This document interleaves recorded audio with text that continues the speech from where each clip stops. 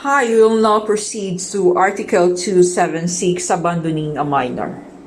Some points to remember about this article. First, the offender abandons the minor under his custody to avoid the obligation of taking care of the said child. But he has no intent to kill the child, because if there is an intent to kill, the crime would either be murder, parricide, or infanticide, as the case may be.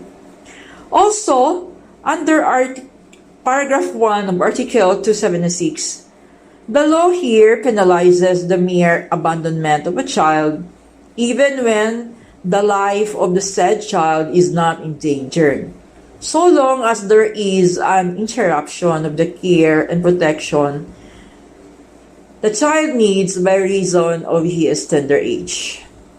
Also, the abandonment referred to in this article is not the momentary leaving of the child, but the abandonment which deprives him of the care and protection from danger to his person.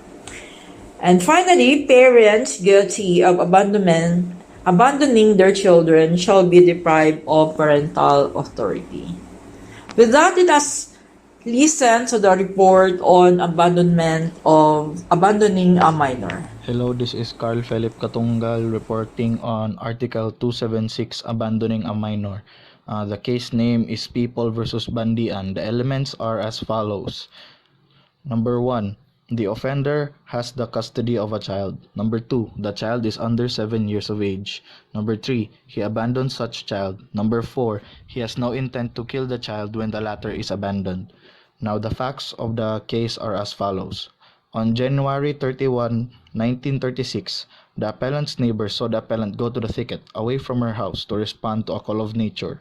Minutes later, he again saw her emerge from the thicket with her clothes stained with blood in the front and back, staggering and visibly showing signs of not being able to support herself. He ran to her aid. Upon being asked what happened to her, the appellant merely answered that she was dizzy. One of the neighbors came to her aid and then saw that there was a newborn baby near a path adjoining the thicket where the appellant had gone a few moments before. Upon being asked whether the baby which had been shown to her was hers or not, the appellant answered in the affirmative. The lower court here held that the appellant committed infanticide. The Solicitor General, however, does not agree with both. On contrary, he maintains that the appellant may be guilty of abandoning a minor under subsection 2 of Article 276 of the Revised Penal Code, the abandonment having resulted in the death of the minor allegedly abandoned. There was also no evidence showing how the child in question had died. So the issue in the case is whether or not the accused can be held liable for abandoning a minor under Article 276 of the Revised Penal Code. Here, the court held that no. For infanticide and abandonment of a minor to be punishable must be committed willfully and consciously, or at least it must be a result of voluntarily conscious and free acts or omission. Even in cases where said crimes are committed through imprudence, the person who commits them under said circumstances must be in full enjoyment of his mental faculties or must be conscious of his acts in order to be held liable.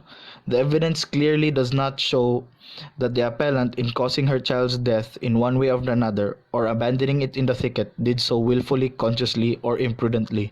The extreme debility undoubtedly caused by her long illness, as well as the hemorrhage which she had upon giving birth, coupled with the circumstances that she is a primipara, being then only 23 years of age and therefore inexperienced as to childbirth, as well as being uneducated, were the reasons why she was not aware of her childbirth, or if she was, it did not occur to her, or she was unable due to her debility or dizziness, which causes may be considered lawful or insuperable to constitute the seventh exempting circumstances in Article 12 of the Revised Penal Code, to take her child from the thicket where she had given it birth, so as to not leave it abandoned or exposed to the danger of losing its life. In conclusion, the appellant was prevented by reason of causes entirely independent of her will that under such circumstances, said appellant has the fourth and seventh exempting circumstances in her favor. She is thereby acquitted. So that was the ruling of the case for the abandonment of a child under Article 276 People versus Bandian.